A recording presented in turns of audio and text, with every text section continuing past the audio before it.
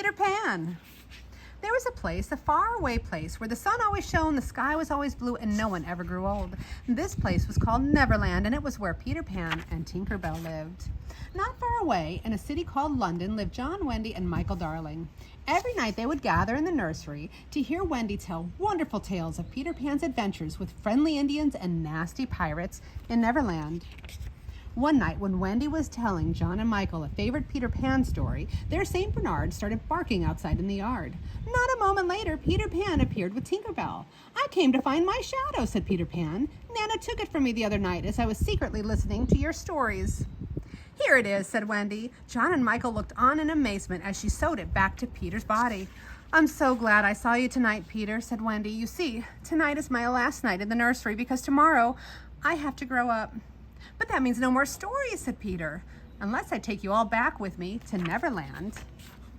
Wendy, John, and Michael couldn't believe their ears. "That would be wonderful," they all shouted. Peter Pan sprinkled some of Tinker Bell's pixie dust all over the children and told them to think happy thoughts. "And now you can fly," said Peter. Suddenly they were all soaring through the skies of London, heading directly toward Neverland. Down below, they saw golden rainbows and blue waterfalls and mermaids singing in a lagoon. It was the most beautiful place they had ever seen. There were beaches and deep forests, and of course, there was the Indian camp. Yes, indeed, this was Neverland. "This way," called Peter Pan as Wendy, John, and Michael landed in one of the forests. He led them to the secret underground home where he lived with his good friends, the Lost Boys. John and Michael played with the boys while Peter and Wendy went out to visit the beautiful mermaids in the lagoon. It was there that Peter Pan spied the Indian chief's daughter, Tiger Lily, tied up in the boat of evil Captain Hook. Peter and Wendy could overhear the pirate demanding, "Tell me the hiding place of Peter Pan," but Tiger Lily would never tell. "I have to save her," Peter told Wendy. They flew off together to Skull Rock, where Captain Hook had taken Tiger Lily. There, Peter challenged Captain Hook to a thrilling duel. Peter was so quick and brave that at last the nasty pirate landed in the water, only to be chased back to his ship by a ferocious crocodile. Peter rescued Tiger Lily and returned her to her father, the Indian chief.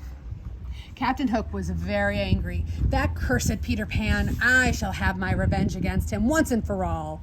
He captured Tinker Bell and forced her to show him where Peter Pan lived, and then he caged her in a lantern.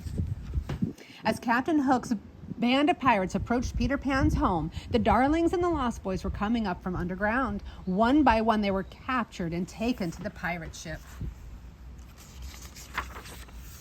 "Peter Pan will save us," said Wendy bravely. Captain Hook roared with wicked laughter. "Pan will never be able to save you," he shouted.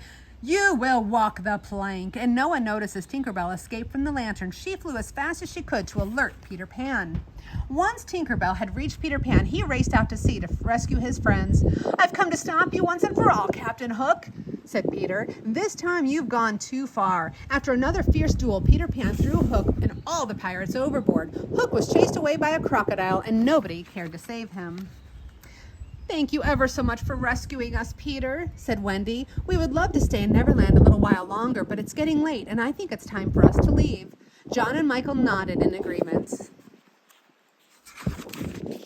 "Well, if that's the case," said Peter, "we sail tonight." And once again, Peter Pan sprinkled Tinker Bell's pixie dust all over everyone, and Captain Hook's pirate ship was suddenly sailing through the skies of Neverland, heading back to the Darlings' home in London. But before Peter Pan and Tinker Bell started off for Neverland, they made Wendy, John, and Michael promise to never forget them. And you know what? They never did.